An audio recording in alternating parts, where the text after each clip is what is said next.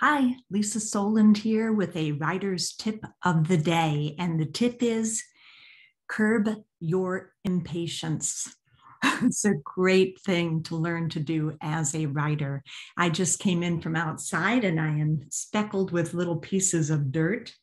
I did a bad thing. I put off edging or weeding our curb. And our curb happens to be one of the longest because we live in a subdivision and it happens to be on the outside corner or something, and it just goes forever.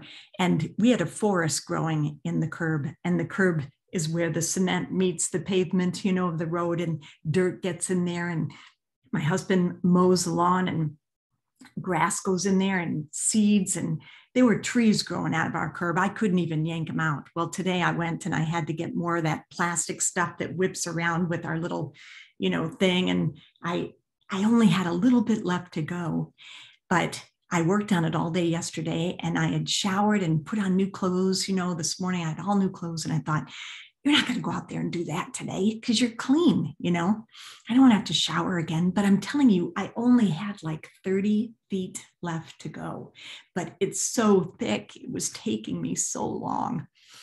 Anyway, it was difficult. And what I had to do is I had to put on my blinders and only think of 1 foot at a time. And that's what an author has to do when you're writing, or anybody with any major project that appears to be overwhelming. You can't be looking at the whole thing, and you shouldn't be looking down, to see how much you have left to do, because that'll be very discouraging. I have an author, Climbing Angel Publishing author, Pastor Sam Polson, and he is working on his sequel to this book, Sonlight. It's going to be on the Old Testament, and 365 entries. It's a daily devotional. His first book did so well, and he gets so many good comments from people all the time regarding that book. So he's got the encouragement, but boy, you still sit down and the rubber has to meet the road. The curb has to be, you have to curb your impatience, So what do?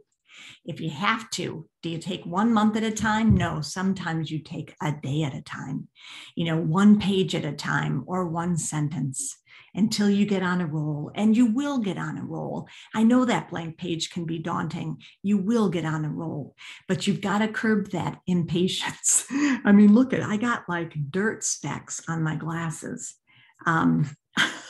And yes, I am going to go shower and change my clothes before I sit down and write, only because there's got to be small, in Tennessee, they have bugs that you cannot see with the naked eye. So you have to shower because you don't want those bugs on you.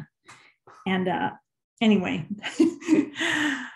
here's the bottom line. I finished the curb. How did I finish it? I finished it by taking 1 foot at a time. It was that bad. And when it's that bad, the battery keeps running out. When it's not bad, I can go along the whole curb and it takes maybe an hour. Well, it took me a day and a half.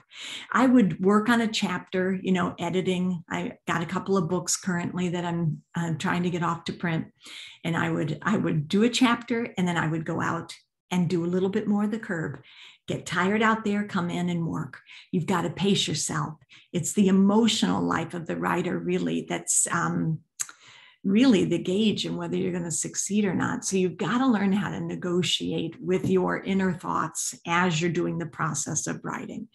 So the tip for the day is curb your impatience.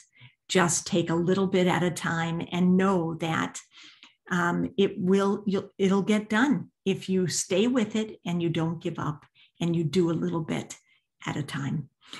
Good luck with your writing. I'm going to go shower. Thank you.